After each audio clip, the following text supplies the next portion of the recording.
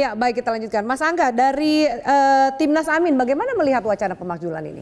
Iya, kalau kita sih melihatnya ini adalah proses demokrasi. Kita sendiri tidak terlibat dalam proses pemakzulan ini gitu ya. Memang ada beberapa yang jadi bagian dari timnas.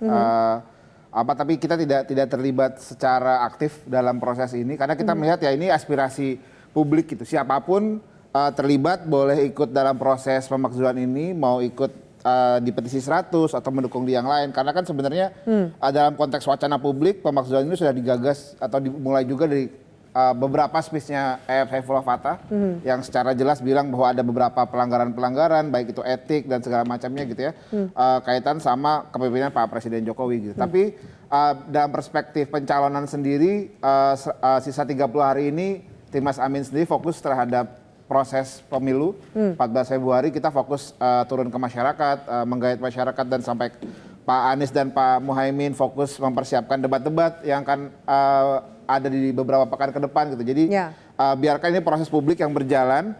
Tentunya ada yang puas dan tidak puas itu ada dinamika politik gitu ya, dinamika politik di masyarakat. Timnas Amin soal wacana pemilu yang terancam terjadi kecurangan, di mana posisinya? Kayaknya paling banyak ini melaporkan.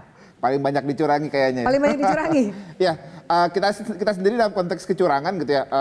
Kita sendiri kan paslon yang balihonya paling sedikit tapi paling banyak dirusak gitu. Udah mas sedikit dirusak pula gitu. Kasihan banget lah kira-kira gitu.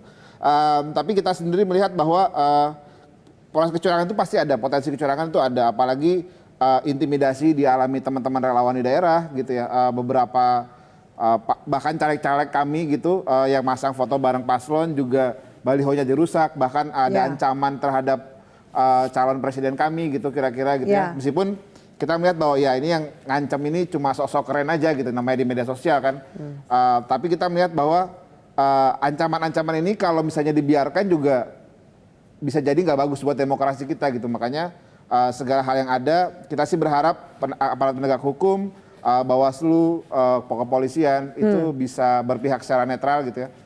Jadi bagian dari penyelenggara yang adil. Jadi wasit yang adil, bukan wasit yang ikut campur gitu. Buat semuanya. Kemarin ada di Sulawesi juga tim kampanye 02 juga ditembak kalau nggak salah ya. Semuanya harus dilaksanakan secara adil lah biar kita dapat hasil yang terbaik buat 2024. Oke, baik. Bang Faisal ini kalau jelajahi cara baru mendapatkan informasi. Download Metro TV Extend sekarang.